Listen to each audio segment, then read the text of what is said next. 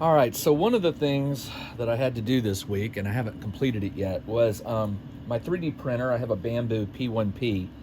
It's been acting up. It hasn't been printing well, and there's one of about three things it could be. The first is it could be a clogged nozzle. Well, following the instructions on a YouTube website, I took it apart. I did what's called a cold pull. You run hot. You crank up the temperature real high. You run the filament through it.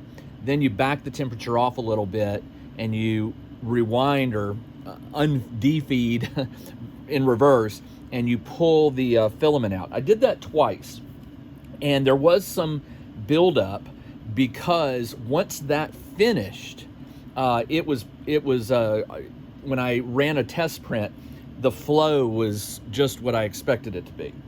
But once it adhered to the plate, it was still really stringy. The next thing I had to check was this is the major piece right here, the extruder. This spins and feeds the filament down into the hot part here and comes out the nozzle. So I took this apart, which involved 5 screws, and Bamboo sends you the right size hex screws, so that was very helpful. And I used a toothbrush, not mine, but an old one, to clean all the gears, clean all the interior pieces very carefully. You can see it was pretty bad. Then I applied some 3-in-1 oil to various spots, and the video shows you where to do that. I reassembled everything, and the next thing I did was pull off the nozzle, the hot end part. And this is where trouble began. Now, the good news is Bamboo gave me a spare, okay? It's a 0.4 nozzle. I thought about going to 0.2, but for speed purposes, I do like the 0.4. The problem was, this is called the thermistor. It plugs into the motherboard, and then this little plate right here is on the nozzle, okay? So it gives temperature feedback. And then these two little wires here, this is called the thermistor, I believe. It's a little tiny white dot piece, and it is inserted in a hole on the nozzle. Let me show you the replacement one. I don't know if you can see it, but there's a hole right there.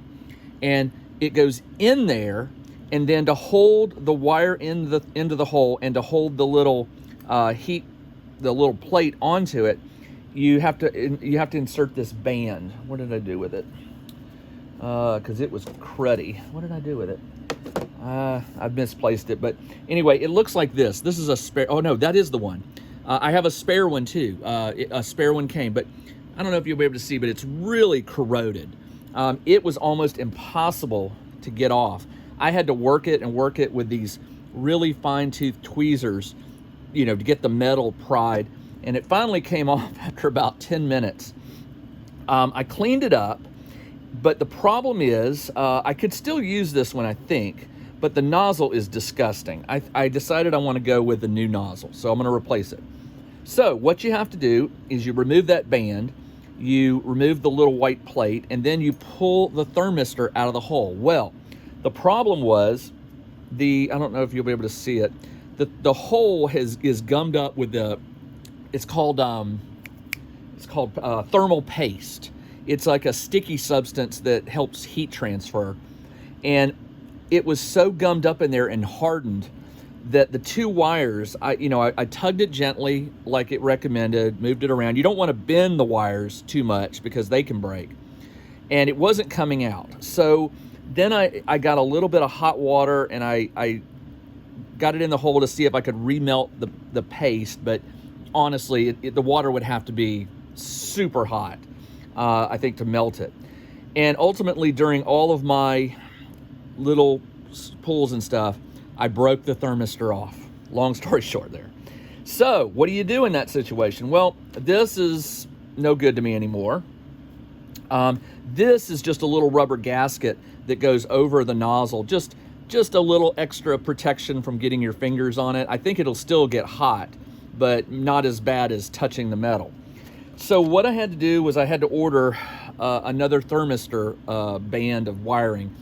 They don't sell these individually. You got to buy 3 at a time, which is probably a good thing, because the one thing I've learned from this whole process is you're supposed to, if you run your 3D printer, at least from what I've read, if you run your Bambu quite often, like I do, they recommend cleaning it every 3 months. I haven't done it in 6 months.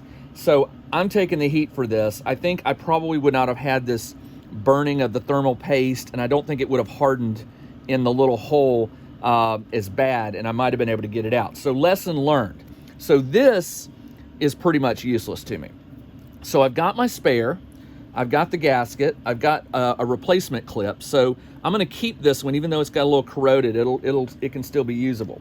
The fan is mounted on here, but I can't do that until I guess I could do it. No, the thermistor has to run up inside here before you put the fan on. So that's why I haven't attached that yet.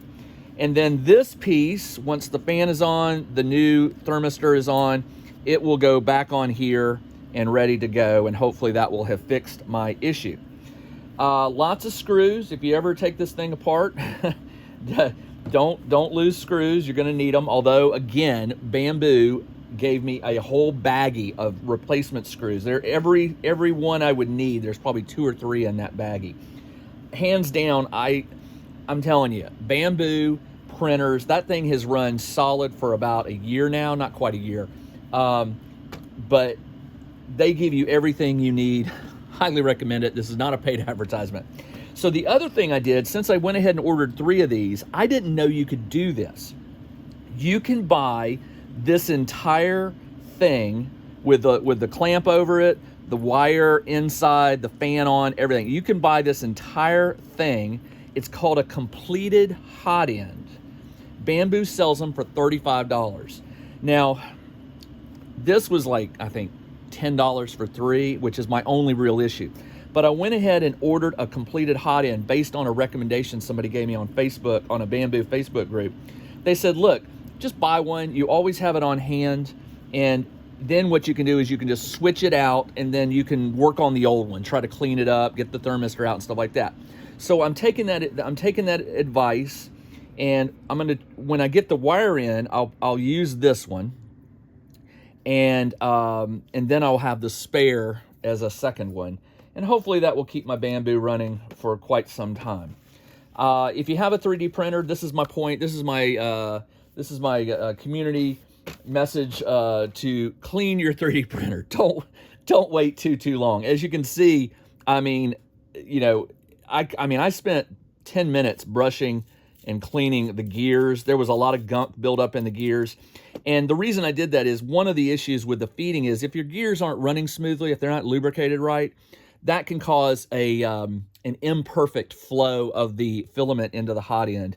So again, I'm hoping that this is my issue, because if this doesn't fix it, I'm not sure what's going on with my printer. But I'm going to keep working at it because I've got a lot of print jobs that need to get done. And I'm currently out of business without my 3D printer. So this is, you want to know what I do during my week? This is one of those inevitable things.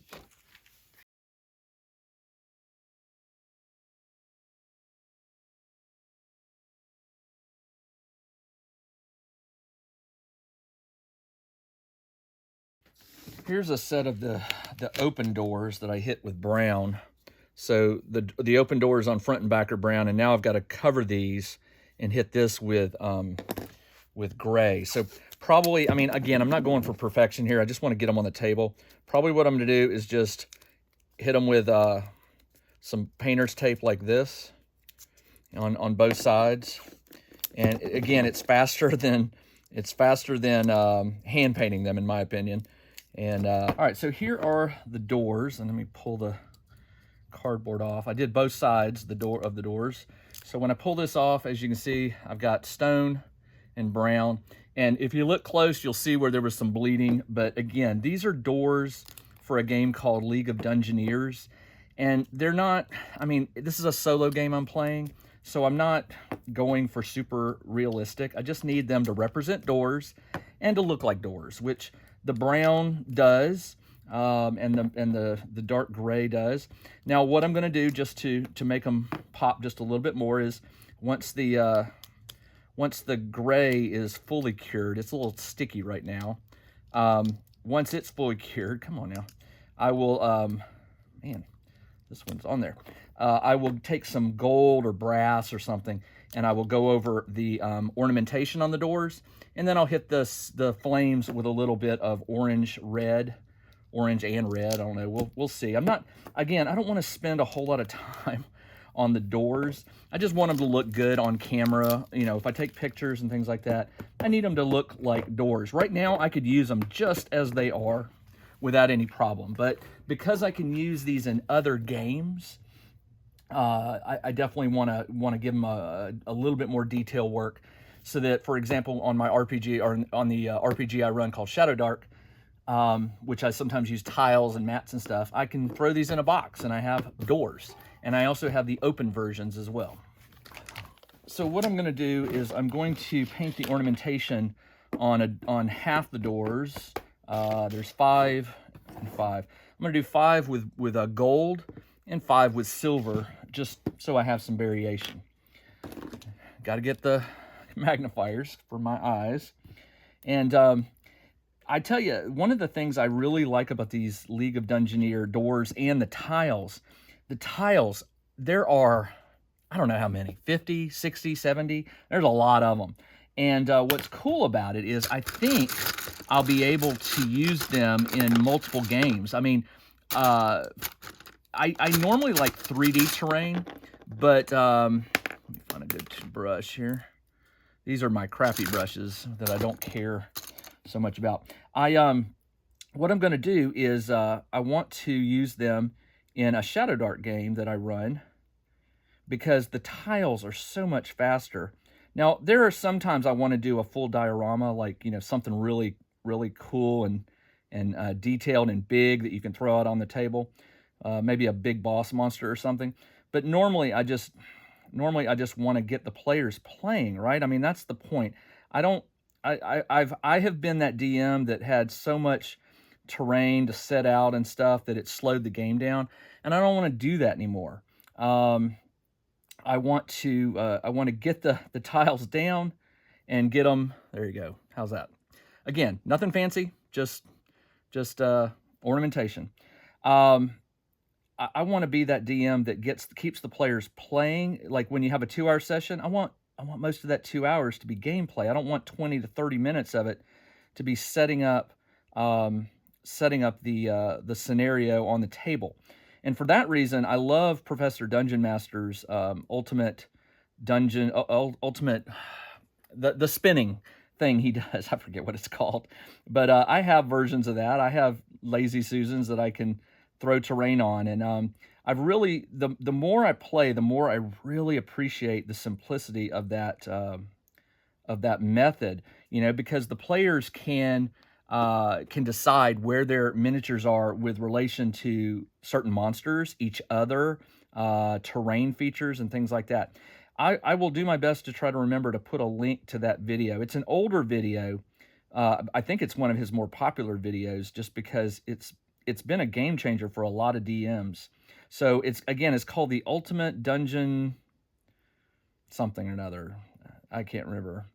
But I will make a point to get it and show that to you. All right, so what I'm going to do now is I'm going to switch over to time lapse so that you don't have to sit here and watch me paint 10 doors.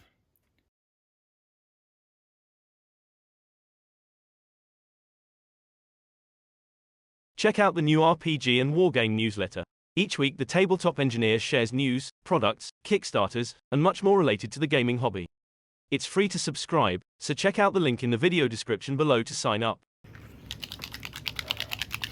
Okay, the last thing I'm going to do is hit the torches with a little mix of red, yellow, and orange.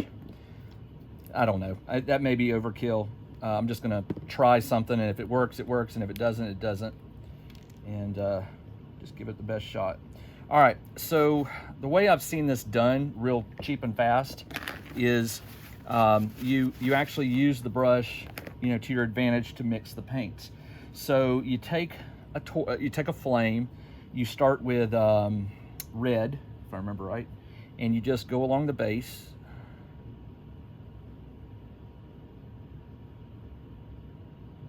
Then you wipe it off, get some orange on it, and you, yeah, I don't know if that's gonna work or not. Let's see, we'll see. You're supposed to pull up. I remember, I forgot about that part. And then you do final yellow at the very tip.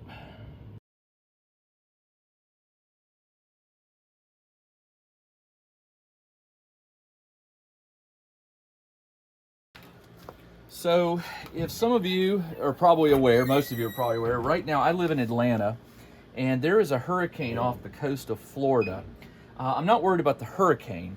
It's the heavy winds and rain that we worry about here, because we inevitably have power outages. I don't live in the city of Atlanta. I live outside the city, and out here there's just a lot of power outages. It just happens. So today, Wednesday, rather than doing videos and gaming, I'm using a little poker to get some of these real tight items out. What I'm doing today is I'm trying to get ahead of my laser business because I got a bunch of orders and I need to get them working, because tomorrow I try to do a few a day, and I just not knowing about the power outage. Today's just been kind of crazy. I've been running this thing since about 9 a.m. and it's just after 1 o'clock. The reason I'm putting the video up here is some of you have asked for me to share about my laser business. I try to keep the laser business separate from my gaming world, but to a point, there is some overlap. For example, these are, let me focus for a second, think what I'm doing. Okay. These are little pieces. They're doors, shields, banners, a couple suits of armor. These are things that I provide in a kit that I sell this. I sell this display for miniatures. Actually, I sell 3 different ones. They're different sizes. This one's for the big one. And so what these are is they're the little bits and bobs that after you make the display is made out of wood, and after you assemble it and the glue is dried, you go back and you glue in these little ornamental pieces, doorways. Like I said, they're doors, banners. You know, like here's a little banner. Here is an example of the suit of armor. You could paint these. I don't. I have seen one person who ordered one. They sent me a photo of them all painted up, and they looked really good. I just don't. And as a matter of fact, in a minute, I'll show you a close-up of the banner of the display with all these glued in. This came about by necessity. I like to have my miniatures displayed so I know what I have, so I know what's painted, so I know what is available. And so I started making these displays, and it was in an old video, one of my old videos. Somebody saw it in the background, asked about it, asked if they could buy one. I wasn't currently selling it on my Etsy shop. I didn't think something like that would sell. But they asked, and so what I did was I basically had to simplify it a little bit, get it more efficient so that I could like do mass cuts and things like that. And I combined some things to cut, and yeah, I put it up there. I put it up there for sale. Let me get the camera and I'll show you. So this is it right here. That one, I call it the Mega because it's really two. I have where is it? See the one up top up there? See that one? That was my first one. And people liked it. I sold a bunch. And then somebody asked for a bigger one, so I basically doubled the height and call it the Mega. And I don't know if you can look real close. You can see the banners and the columns and the suits of armor and the doors. I did paint the black on these doors. Some of them don't have it, like those are just standard, but I did paint those. But there it is. That's one of the items that I sell, and I start selling a lot of them right before Christmas. I had an order yesterday for 4 of them. That's what I'm doing today. So bunch of those. There's the Mega on bottom, the normal one. This is a custom made one. I don't sell this one. This is one I made for my Cthulhu. Let me see if I can get it closer. This is, I don't know, sorry. This one is one I made to hold some Cthulhu minis for a game I play called Death May Die. And it's just got a 1930s theme. There's some doors and paintings on walls and stuff. And then you have the Subterranean here, which holds the bigger ones. Here's the sci-fi version of the Mega. After I made the fantasy, somebody asked if I had a sci-fi version, and I didn't at the time, believe it or not.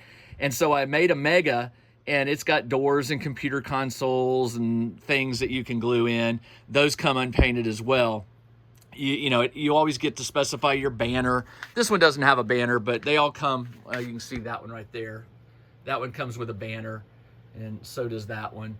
And so that's what I'm working on today. And as you can see, I have a lot of displays for my minis because out of necessity, I just needed a place to put them. So that is what I am working on today, Wednesday. I'm gonna cut the camera off and get back to work. But somebody had asked for a little snippet of my laser work, what that line of business did. So there you go. I will show you one more thing. This isn't gaming related, but these are little train ornaments I sell. These I cannot make enough of. I have a box down here of pre-cut parts. I start usually in August. I start cutting 25 at a time, and I keep them in a storage. And then I start making them in my spare time. When something's burning, like cutting. When I'm cutting something, I'm usually trying to put trains together ahead of time. Because what happens is I sell the train, and you choose your monogram, and you also choose like the sides that get glued on the side. And then I have to drill a hole, put a metal hanger in there, a Christmas hanger. I glue the wheels on. The wheels, get inserted like this on both sides. It's a double-sided train. And so the orders for those have started. So probably this weekend I'm going to cut maybe, 100 of these. I usually try and do them in 25, but orders have already started. I'm already down to my last box. So there you go. I hope that is satisfactory to those of you who asked a little bit about my laser business. Honestly, I could probably make an hour or 2 hour long video explaining laser business and sort of the operations and what's involved. I mean, over here, you can see that big pile of wood there. That's not waste. That is wood that I have cut from, and I've had to set it aside, and it will all get used well before Christmas. I will go through that because a lot of times when I'm cutting little things like this, I'll use my waste wood to use it up. So you save money that way. But anyway, there you go. Hope you liked it, and I got to get back to work. One last thing. There's the kit. That's how I ship it out. It does not get shipped assembled. It would be too much in terms of the size of the Mega to ship it. So all of them get shipped flat. These are taped together because this is one side and this is the other side. You keep them together. I have a video that shows you how to put it together. And then here are the doors. You get 2 bags of doors, columns, armor, and these are the corner pieces that cover the they cover where the seams are, where the wood meets, like that. So there you go. It goes out in a big old 19 by 12 foot box, and I'm not sure who this one's going to. I won't say it because you might be maybe somebody ordered one in your family, but this one's going out to Daniel. And so the banner says Daniel's Minis or something like that. All right, that's it.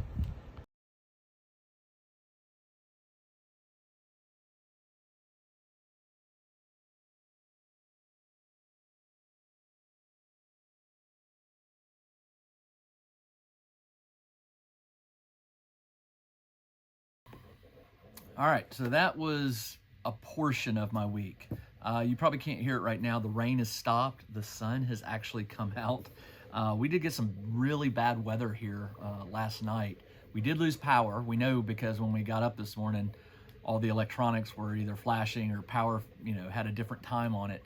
Don't know how many times power went out, but I'm kind of glad it didn't go out during the day because I had my kids home from school and they would have been bored out of their mind. But yeah, the week is done. I've got the 3D printer fixed. I got caught up on all my lasering, and I got to play quite a few games this week. So I hope you're enjoying all the playthroughs. I love playing games. I have been a gamer since I was a little kid. I just can't get enough of them, and I wish I had time for more. But I play what I can when I can, and I record much of it, and I share it with y'all, and I hope you're finding it fun to watch. All right, I got to get back to work. I'll do another one of these videos next week and let you know some of the interesting stuff that happens. If you have any questions, post them in the comments, and I'll do my best to answer them. Until then, this is Jim the Tabletop Engineer. I'll see you in a week. Bye.